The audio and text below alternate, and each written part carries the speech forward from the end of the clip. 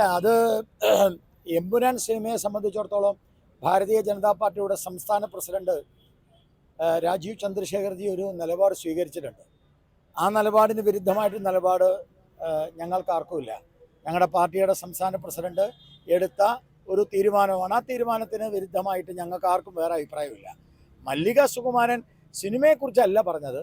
മല്ലിക സുകുമാരൻ പറഞ്ഞത് major രവിക്കെതിരായിട്ടുള്ള major Ravi പൃഥ്വിരാജിനെ ഒറ്റപ്പെടുത്തുന്നു എന്നാണ് പറഞ്ഞത്. അത് സിനിമയുമായി ബന്ധപ്പെട്ട വിഷയമല്ലല്ലോ. അത് മേജർ രവിയെ മല്ലിക സുകുമാരൻ വിമർശിക്കുന്നതിന് മുമ്പ് സ്വന്തം വീട്ടിലെ മരുമകളുണ്ട്, മരുമകളെ വിമർശിക്കേണ്ടത്. മരുമകളാണ് ധിക്കാരത്തോടുകൂടി തരത്തിപ്പോയി കളിക്കട എന്ന നാട്ടിലെ ജനങ്ങളോട് പറഞ്ഞത്. അപ്പോൾ മല്ലിക സുകുമാരൻ വാസ്തവത്തിൽ മേജർ രവിയോടല്ല, സ്വന്തം മരുമകളെ നിലയ്ക്ക് നിർത്തണം. അതൊരു അർബൻ നക്സലാണ്. അത് മനസ്സിലാക്കാൻ മല്ലിക സുകുമാരന് കഴിഞ്ഞില്ലെങ്കിൽ അയ്യപ്പനും കോശിയും എന്നൊരു സിനിമയുണ്ട്. ആ അയ്യപ്പനും കോശി എന്ന സിനിമയിൽ അയ്യപ്പൻ്റെ ഭാര്യ കോശിയുടെ മുഖത്ത് നോക്കി പറയുന്ന ഒരു ഡയലോഗുണ്ട്. ആ ഡയലോഗ് എന്താണെന്നുള്ളത് മല്ലിക സുകുമാരൻ അറിയാം. അത് മല്ലിക സുകുമാരൻ അനുഭവിക്കേണ്ടി വരും. അതുകൊണ്ട് നിലയ്ക്ക് നിർത്തേണ്ടവരെ സ്വന്തം വീട്ടിലാണ് ഉള്ളത്, അവിടെയാണ് നിലയ്ക്ക് നിർത്തേണ്ടത്. സിനിമയെക്കുറിച്ച് ഞങ്ങൾക്ക് വേറെ അഭിപ്രായമില്ല. അത് ഞങ്ങളുടെ സംസ്ഥാന പ്രസിഡന്റ് പറഞ്ഞ കാര്യം തന്നെയാണ്. ഞാനിപ്പോൾ ഈ വിഷയത്തിൽ എമ്പുരാൻ എന്ന് പറയുന്ന ആ സിനിമയെക്കുറിച്ചോ അല്ലെങ്കിൽ ആ സിനിമയുമായി ബന്ധപ്പെട്ട വിഷയത്തെക്കുറിച്ചോ പ്രതികരിക്കാൻ ആഗ്രഹിക്കുന്നില്ല. That is already been stated by our leaders.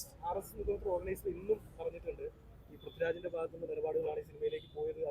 ആസ്പദമായ സംഭവങ്ങളുടെ ഒരു നിര തന്നെ ഓർഗനൈസറിൽ നിന്ന് പരാമർശിക്കുന്നുണ്ട്. നേരത്തെ അത് ആടുജീവിതം സിനിമയെ ബന്ധപ്പെട്ടുള്ള ഷൂട്ടിംഗ് ആയിരുന്നു. ഇപ്പോൾ മറ്റു കാര്യങ്ങളും പരാമർശിക്കുന്നുണ്ട്.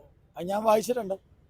നിങ്ങൾ വായിച്ചതുപോലെ ഞാനും വായിച്ചു. ഓർഗനൈസറിന്റെ നിലപാട് തന്നെ അല്ല, ഞാൻ പറഞ്ഞല്ലോ, ഞങ്ങളുടെ നിലപാട് വളരെ കൃത്യമാണ്. It has been already stated by our state president. പിന്നെ അതിന് മുകളിൽ വേറെ ചർച്ചയില്ല. അങ്ങേറ്റം നിഷേധാത്മകമായ ഒരു നിലപാടാണ് പിണറായി സർക്കാർ ആശാ വർക്കർമാരോട് സ്വീകരിക്കുന്നത്.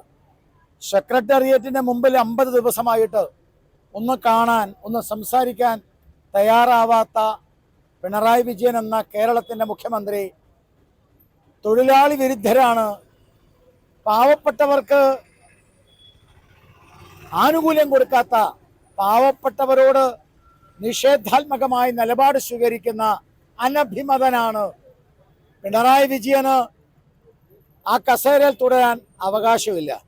ഇന്ന് BJP ആശാ വർക്കർമാരുടെ കാര്യത്തിൽ തലമുണ്ടനം ചെയ്ത് ഇവിടെ പ്രതിഷേധം നടത്തുമ്പോൾ ഭാരതീയ ജനതാ പാർട്ടിയുടെ സമരവും ഭാരതീയ ജനതാ പാർട്ടിയുടെ പ്രവർത്തനവും ഈ നാട്ടിൽ മുന്നോട്ട് പോകുമ്പോൾ പിണറായി വിജയൻ അടക്കമുള്ള CPM നേതാക്കന്മാരെ അവരുടെ നിഷ്ക്രിയത്വത്തിനെതിരെ, അവരുടെ അനഭിലഷണീയമായ സമീപനത്തിനെതിരെ ജനങ്ങൾ പിടിച്ചു നിർത്തി CPM-ന്റെ നേതാക്കന്മാരുടെ തല മുണ്ടനം ചെയ്യാൻ പോകുന്ന ദിവസം അതിവിദൂരമല്ല എന്ന് വ്യക്തമാണ്. എന്തുകൊണ്ട് ഈ ആശാവർക്കർമാരെ കാണാൻ മുഖ്യമന്ത്രി തയ്യാറാവുന്നില്ല? ഒരു മന്ത്രിയും തയ്യാറാവുന്നില്ല.